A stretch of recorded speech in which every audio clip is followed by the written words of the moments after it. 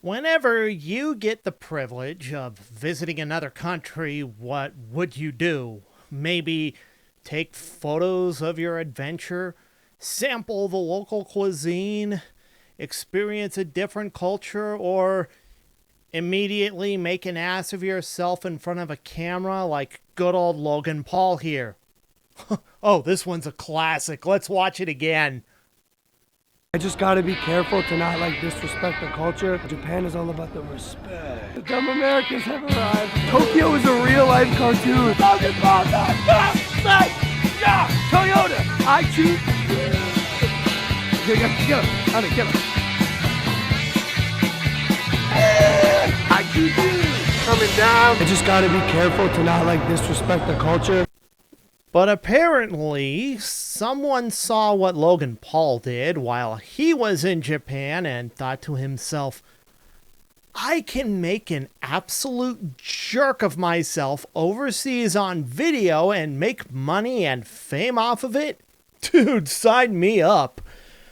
And so, a few months ago, a live streamer named Johnny Somali decided to make a name for himself by publicly harassing locals while living in Japan.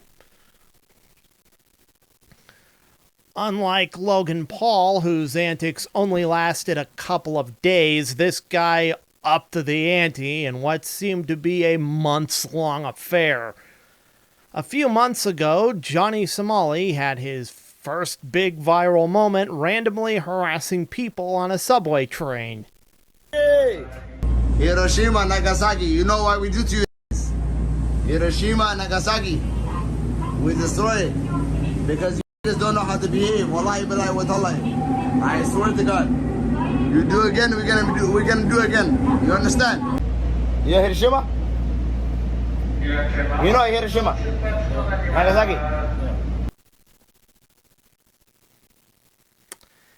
Yeah, I know Nagasaki. I've been to Nagasaki. It is a beautiful city rebuilt from the ashes of war that was destroyed by an unfathomably powerful weapon that I pray this country never has to use again. But he doesn't stop there. He saw the attention he was getting online, and from that moment on, he decided to live stream himself being an absolute nuisance to everybody he meets on the streets of Japan. At one point, he even runs into another live streamer and proceeds to verbally and sexually harass her right in front of the camera to the point of tears. I'm so sorry, guys. Today, I really wanted to have a really great stream. Then he loudly blasts pornographic sounds on a subway.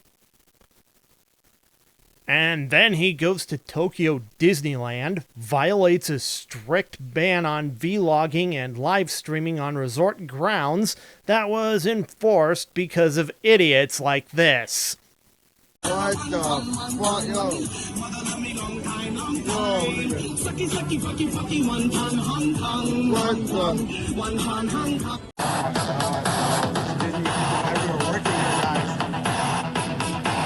Atomic bomb. Whoa!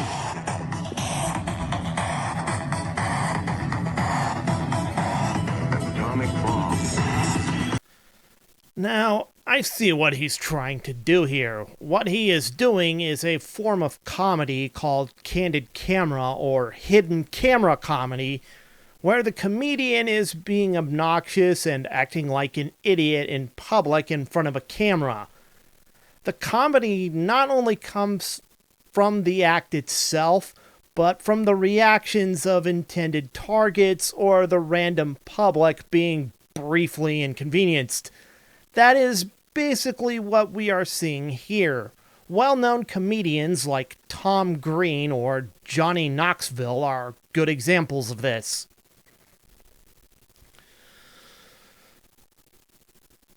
But there is a right way and a wrong way to do this. In Johnny Knoxville's case, these are acts that have a lot going on behind the scenes for stunts like these.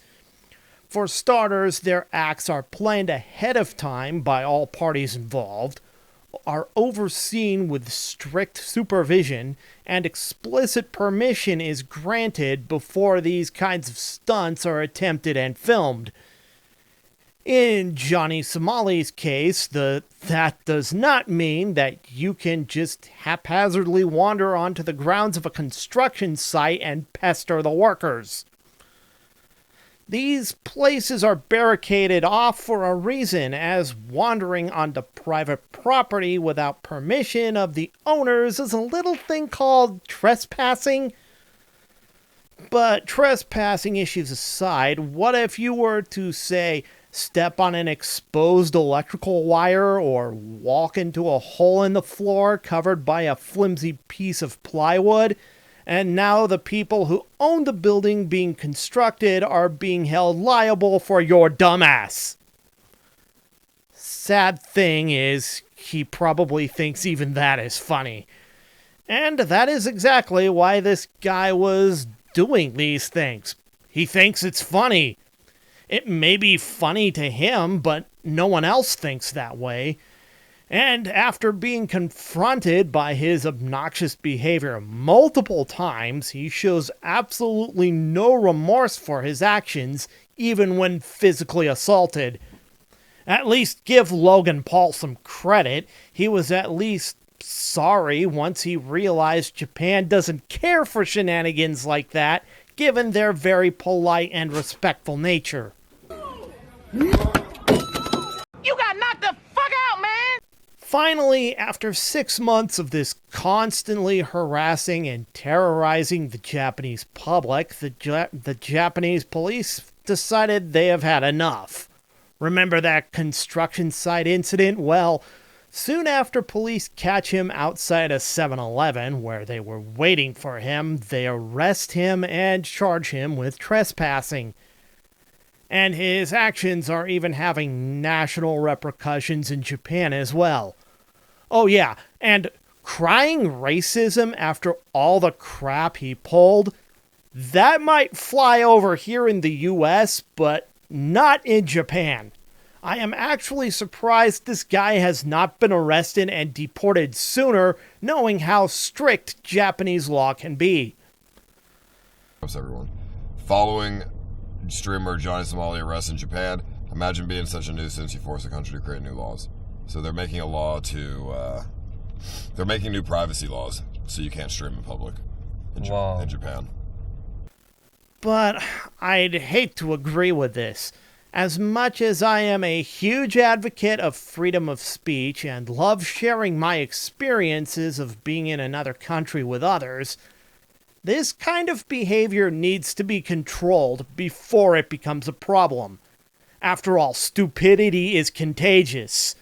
This means that if the Japanese police just let this guy go without any new laws enforcing behavior like this, Japan is only going to get more and more examples of people like Johnny Somali and Logan Paul before him.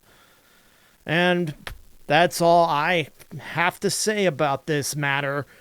Until next time, this is the American Anime Otaku, signing out.